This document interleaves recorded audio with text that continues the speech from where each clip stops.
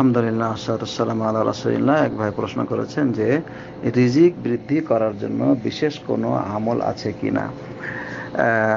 রিজিক বৃদ্ধির জন্য সবচেয়ে বড় আমল হচ্ছে আল্লাহর ভয়, তাকওয়া। যে ব্যক্তি তাকওয়া অবলম্বন করবে, আল্লাহ তাকে রিজিক দান করবেন। সূরা তালাকের মধ্যে আল্লাহ তাআলা বলেছেন যে ওয়ামাইয়াত্তাকিল্লাহ ইয়াজআল লাহু মাখরাজা।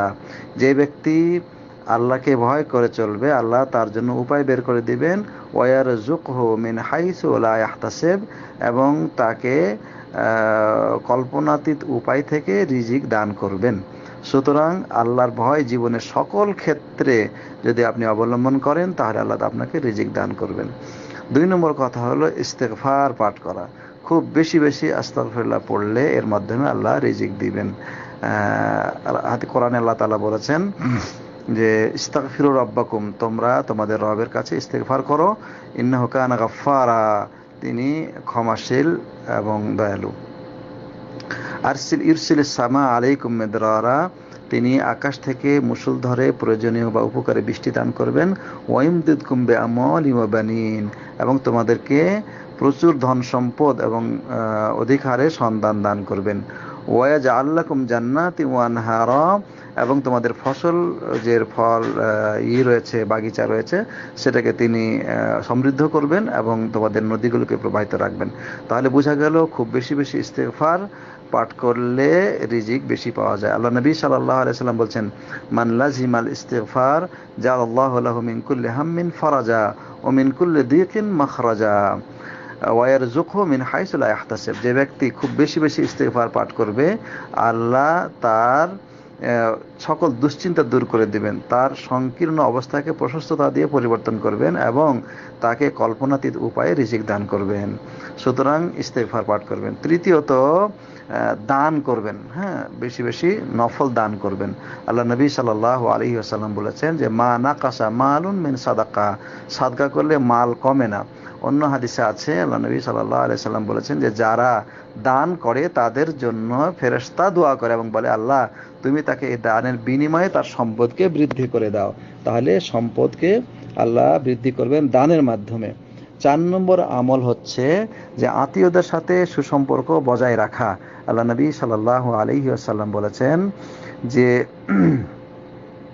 যে ব্যক্তি কামনা করে যে তার হায়াত বাড়িয়ে দেওয়া হোক এবং রিজিক বাড়িয়ে দেওয়া হোক, তাহলে সে যেন আত্মীয়দের সাথে সুসম্পর্ক বজায় রেখে চলে।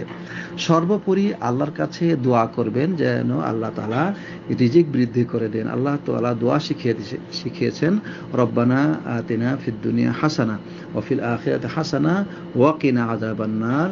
হে আমার পালনকর্তা, তুমি আমাকে দুনিয়াতে কল্যাণ দান করো এবং পরকালেও কল্যাণ দান করো এবং জাহান্নাম থেকে রক্ষা করো।